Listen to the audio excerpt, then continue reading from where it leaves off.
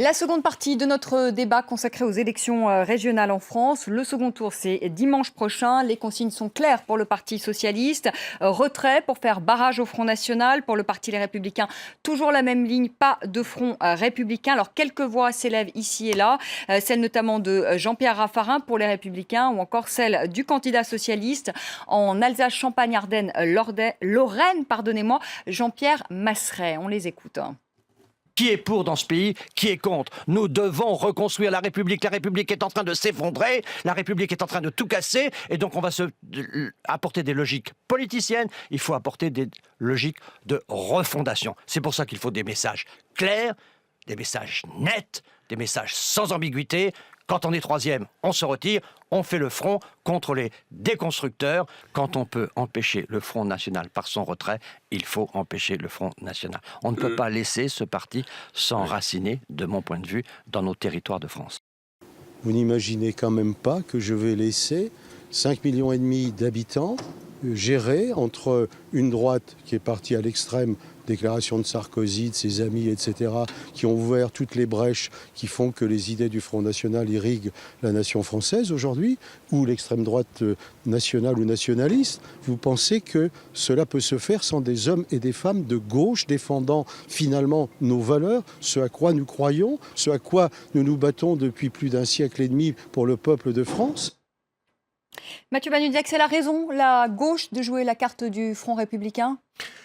En fait, je pense que dans le moment actuel, tout ça finalement importe assez peu en vrai. Parce que ce qui va se passer, c'est que 50% des gens, comme dimanche dernier, ne vont pas aller voter. Finalement, la situation ne va pas vraiment changer. Et à la fin, on va compter 3 régions, 4 régions, etc. Ce que le PS arrivera à sauver contre toute évidence, contre toute réalité politique du moment, ce qui paraît quand même assez incroyable. Et puis, la droite, visiblement, va ramasser ce qui reste sur l'échiquier politique. Moi, ce que je voudrais dire ici, c'est que ce qui est important quand même, c'est un petit peu de montrer quel est l'imaginaire politique auquel se réfère le Front national. Il se réfère à une France qui n'existe plus. Il se réfère, malgré tout, à une France qui continue de parler aux gens, qui est une sorte de France sépia. C'est un peu la France d'OSS 117, là, voilà, où on explique que la France est dominatrice, que l'État peut tout, etc.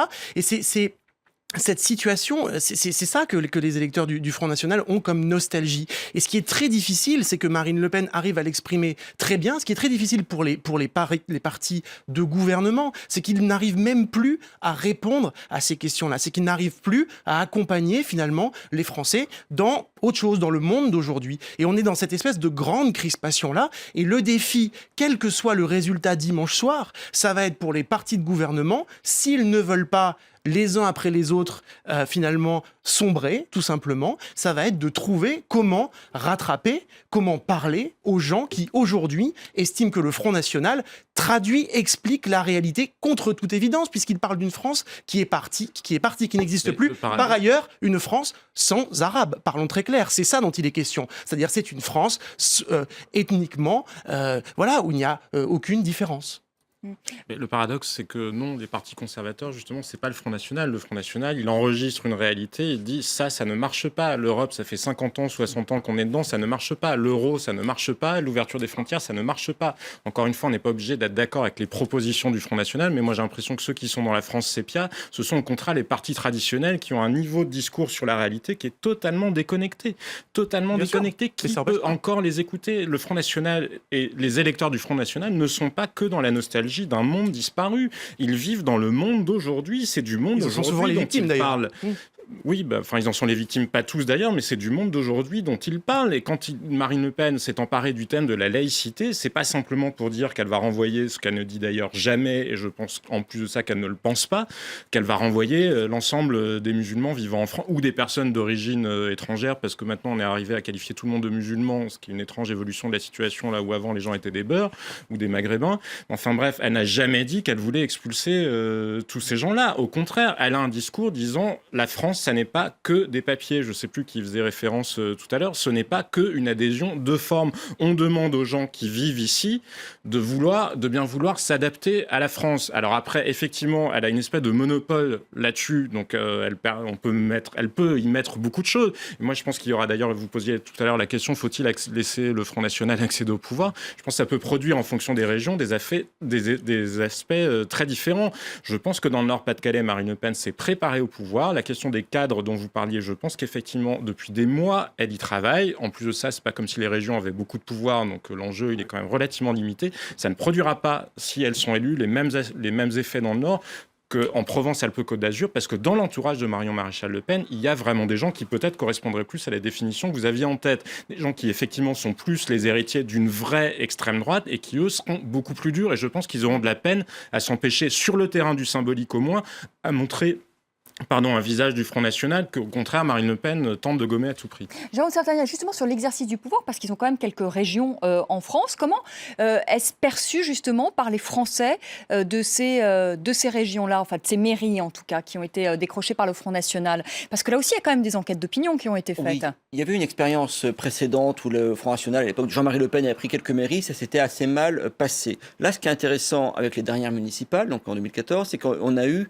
on a pu voir ce que ça donnait très concrètement, électoralement, ensuite au départemental, puis au régional. Et on s'aperçoit, notamment à Nain-Beaumont, par exemple, je crois que le Front National fait 60% à Nain-Beaumont dimanche, eh bien, les gens qui vivent dans ces 12 mairies contrôlées par le Front National, réitèrent leur choix, élection après élection. Ça se passe bien en réalité. Pour les régions, alors autre chose, pour les régions, effectivement, les régions en France n'ont quand même pas un énorme pouvoir. Elles ont d'ailleurs, pour certaines, elles n'ont même pas de nom encore. Mais, l'essentiel de leur budget, en fait, est déjà affecté avant même d'être voté. Donc, en fait, ça ne pourra pas changer grand-chose. Et en plus, l'élection présidentielle, parce que c'est quand même ça le grand sujet, eh bien, est un an derrière cette élection. Sauf s'il y a d'énormes scandales, en réalité, personne n'aura le temps de voir vraiment ce que ça donne ou ce que ça ne donne pas que cette gestion par le Front National. Dernier élément, et je crois qu'il y a deux aspects importants qui vont se jouer dimanche prochain si Marine Le Pen et son parti remportent des régions. Le premier, c'est effectivement un aspect interne, c'est-à-dire que ça va faire totalement taire la critique interne au Front National. Marine Le Pen sera tranquille de ce point de vue-là, et ça va faire venir beaucoup de gens qui viendront pour les postes. Si vous êtes un jeune à droite et que vous voulez faire carrière en politique actuellement, là où ça se passe, c'est plutôt au Front National. Donc il va y avoir un énorme appel d'air, en quelque sorte. Ils vont pouvoir recruter à tour de bras les cadres qui leur manquent. Au niveau plus général, au niveau de l'opinion, je crois que ce sera notamment avec les duels, la notion de plafond de verre qui disait, bon, on peut voter au Front National au premier tour, mais en réalité, ça bloque ensuite. Eh bien, ce plafond de verre risque d'être brisé, ce qui fait que ça crédibilisera la campagne de Marine Le Pen pour l'Élysée. Pour l'Élysée. Stéphane Simons, vous oui, voulez réagir ? vu d'ailleurs, je vais souligner ce qu'a dit Mathieu, mais c'est pas seulement une nostalgie, je crois. Enfin, si souvent les cadres s'expriment de cette façon, je crois qu'il y a quand même une réalité. On ne fait pas 30% de la population en France sans s'adresser au moins dans les paroles et dans le programme à des vrais défis et là où les Français se voient en sacrifice de la globalisation, dépassés dans les investissements, souvent avec un chômage qui n'a pas cessé de monter. Je crois on a un esprit de ras-le-bol. Moi, j'étais à Lille pour la dernière prestation de Marine Le Pen. Je me rappelle, j'ai demandé à plusieurs gens autour de moi, mais pourquoi vous votez pour le Front National ? Vu de l'Allemagne, c'est un parti raciste. Et puis, ils disent, oh, vous savez, raciste.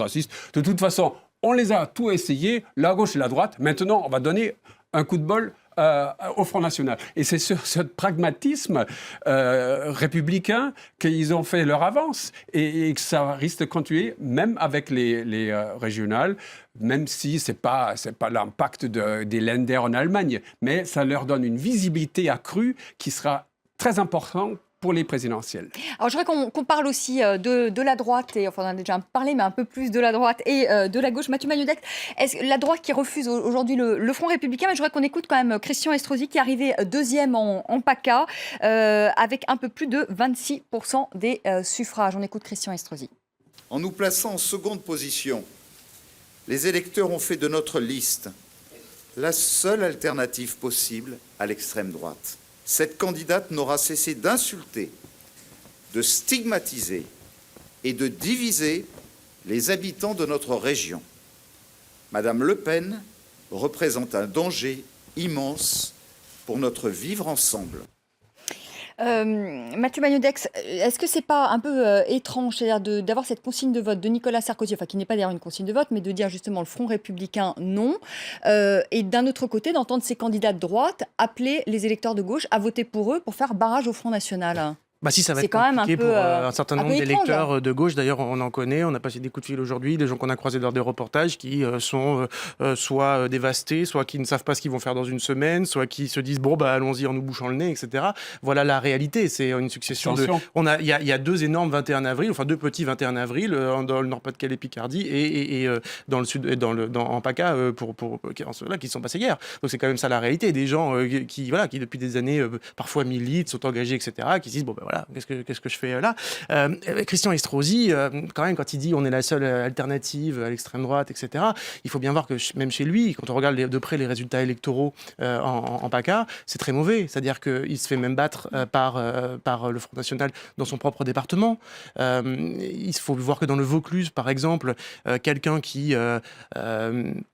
il s'appelle Julien Aubert, qui est un député sur une ligne très, très dure, qui veut même quasiment concurrencer le Front National, fait 2 fois et demi moins de voix que Marion Maréchal-Le Pen. Donc c'est l'échec total de la stratégie de droitisation absolue et de vouloir concurrencer le Front National. En Rhône-Alpes, avec un très bon score de Laurent Wauquiez, qui, contrairement d'ailleurs à ce que les sondages annonçaient, est très en avance et sur la gauche et sur le Front National. Mais enfin, visiblement en PACA, ça ne marche pas.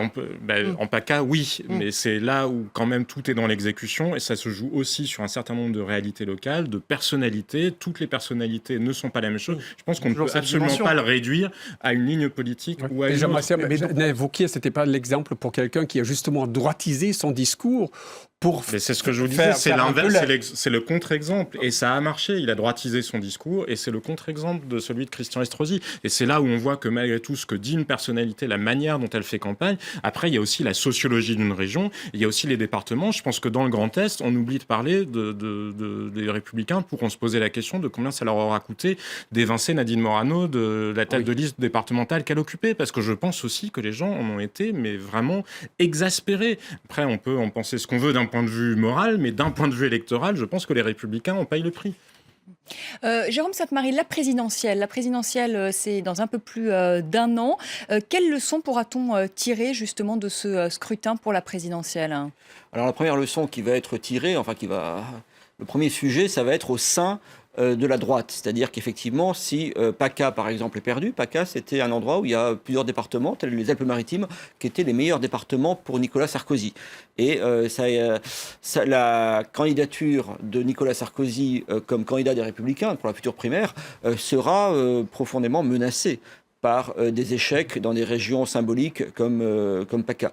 Admettons, il n'était pas exclu que la droite ait moins de régions, soit que le Front National, soit que la gauche. Ça pose un problème énorme, alors que les gens s'attendaient à des élections faciles. À tort d'ailleurs, visiblement, mais on s'attendait à des élections relativement faciles. Donc ça va d'abord provoquer un débat très intense au sein de la droite. Ça va donner par ailleurs, je le crains, une fausse confiance à la gauche. La gauche risque de bien se défendre, de conserver peut-être la moitié des régions qui sont en jeu, ce qui était inespéré pour elle. Or, je rappelle quand même que la gauche, c'est 23% pour les listes socialistes, c'est quand même extrêmement faible. Ouais. Et 36% si on cumule... Et la gauche unie, oui. La gauche, mais elle était désunie. Sauf que ces 36% de gauche regroupent des gens qui se détestent. Et qui sont sur des choix politiques absolument radicalement opposés sur les sujets de fond. Mais ça peut donner effectivement l'impression que tout va bien, donc pousser à, ce qui était assez probable, à une nouvelle candidature de François Hollande. Mais justement, pour la gauche, au vu des résultats là, des régionales, est-ce que vous ne pensez pas, même si ces gens se détestent, que justement pour la présidentielle, pour le premier tour, eh bien qu'ils s'uniront au vu de ces résultats-là, justement, et qu'ils ne prendront pas le risque de candidature éparpillée.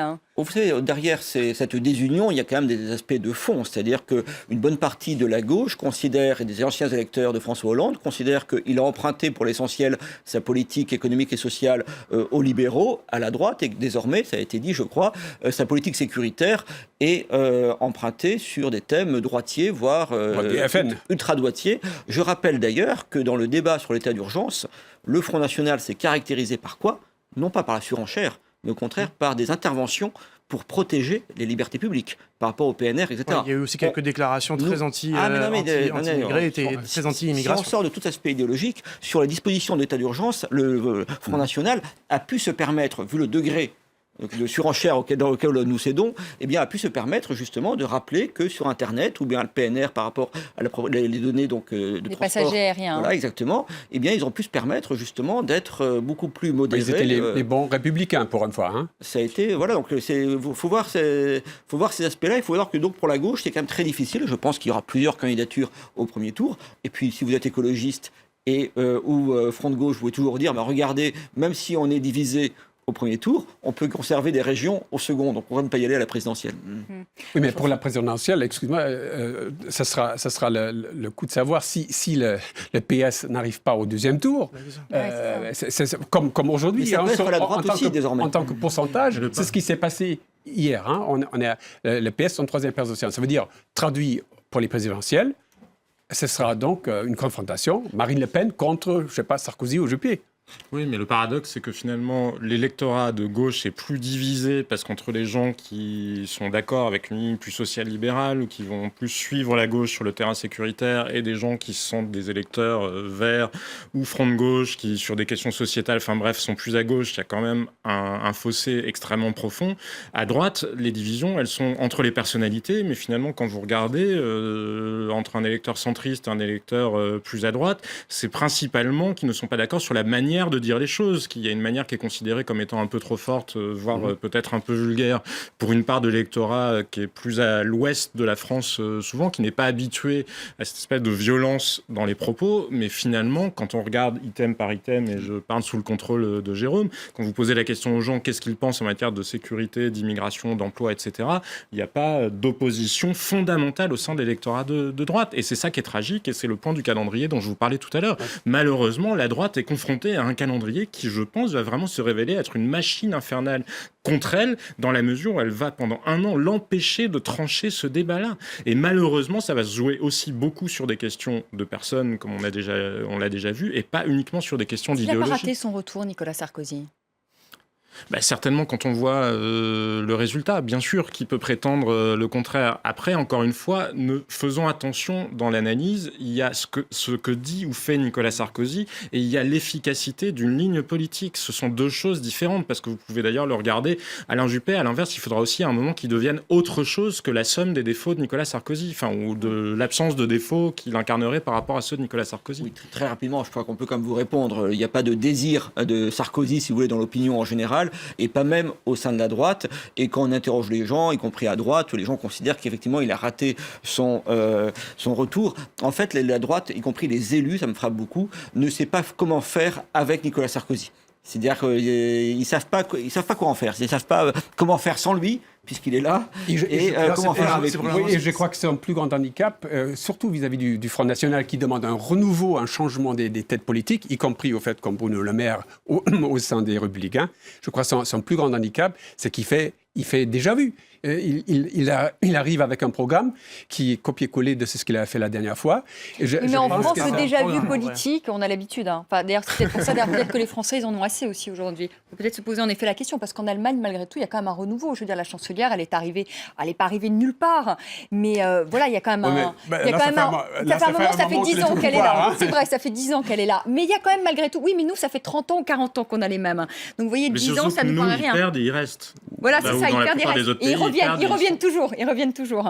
Alors, vous regardez au Royaume-Uni, il y a quand même un renouvellement, enfin c'est un exemple parmi d'autres, un renouvellement quand même de la classe politique qui est autre chose que chez nous. Mathieu Magnodec, sur le retour de Nicolas Sarkozy, c'est un échec En fait, visiblement, moi j'ai pas trop d'avis sur la question, je pense que en fait, c'est les amis de son camp ou ses meilleurs ennemis vont trancher pour lui, c'est-à-dire que dès le lendemain de ces élections, ce qu'on attendait être plutôt un débat peut-être à gauche, en fait va être plutôt un débat à droite, où on va avoir des candidatures de candidats à la primaire qui vont sortir, qui vont dire ça suffit maintenant, ça suffit, il nous plante, il veut être le sauveur et en plus il nous plante.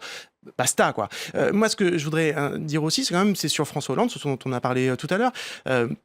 François Hollande essaye de faire quelque chose comme ça, je pense, d'assez inédit, qui peut peut-être marcher à la fin, mais qui est aussi très risqué, d'essayer de passer pour finalement le seul rempart contre le Front National, dans la mesure où Nicolas Sarkozy, c'est de la stratégie, mais c'est pas sûr que ça fasse un projet politique, c'est pas sûr que ça fasse en sorte que les 50%, ou en tout cas les 25%, si on dit que les 50% d'abstentionnistes se divisent à peu près en deux, de 25% de gens qui pourraient voter ou qui ont voté un jour, ou que dont les parents ont voté un jour à gauche reviennent voter pour lui. Je suis pas sûr que ça suffit.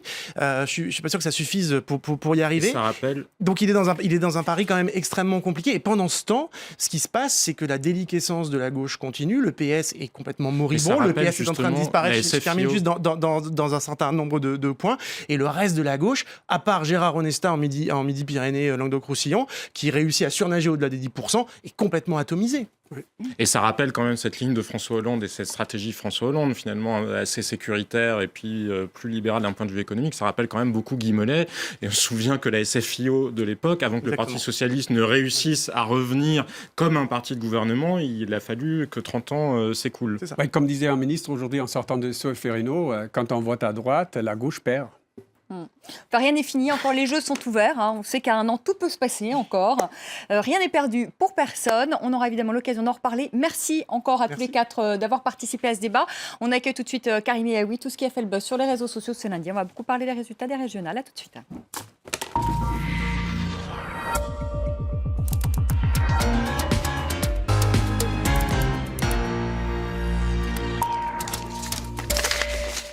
Bonsoir Karim. Bonsoir à tous. Les succès du Front National à la une de la presse en France, mais également en Europe. Alors, une fois n'est pas coutume, l'Humanité et le Figaro, qui d'habitude ne partagent pas grand-chose, ont choisi le même titre, Le Choc, à la une de ces deux quotidiens. Ce qui est intéressant et ce que souligne Slate, c'est qu'en 1984, Libération, en juin 84, avait titré sur le choc. C'était des élections européennes et Jean-Marie Le Pen avait fait seulement, entre guillemets, 11%. Alors là, on est bien loin des 11% avec les scores de Marine Le Pen et de Marion Maréchal Le Pen. Je vous le disais, la presse européenne, évidemment, titre également là-dessus. Du côté de la Belgique, le Soir de Belgique parle de marée noire, le Front National en tête dans 6 régions. Le Soir de Belgique qui publie ce dessin, le visage du Front National, l'extrême droite est blonde et française, avec ces caricatures de Marine Le Pen dans le nord et de Marion Maréchal Le Pen dans le sud de la France. On en parle aussi du côté de ce journal suisse, Le Temps, qui souligne que le Front National est plus que jamais premier parti de France. C'est aussi ce qu'écrit sur son site internet le site d'El País, qui explique que le Parti socialiste de François Hollande s'est tout simplement effondré. On en parle aussi dans la presse italienne, la Stampa, qui explique que le vote en faveur de Marine Le Pen n'a plus rien à voir avec un vote de protestation et se demande si ce populisme va aussi s'implanter durablement en Italie. En Allemagne, le Frankfurter Allgemeine Zeitung, lui aussi, évoque un vent de colère qui souffle sur la France et explique que Marine Le Pen ouvre un chemin vers l'élection présidentielle de 2017. Et puis le Spiegel, évidemment, s'arrête aussi sur cette actualité avec ce virage idéologique vers la droite.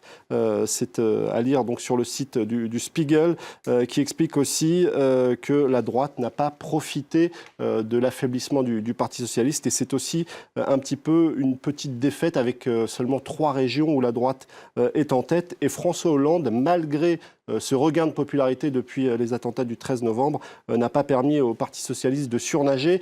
Et puis une pointe de prudence dans la presse américaine, le New York Times, qui explique que le Front National a évidemment réussi son premier tour, mais il avait aussi réussi des premiers tours avant celui-ci, et il a par contre plus de mal à s'imposer lors du second tour, même si cette fois, il est dans une posture particulièrement favorable.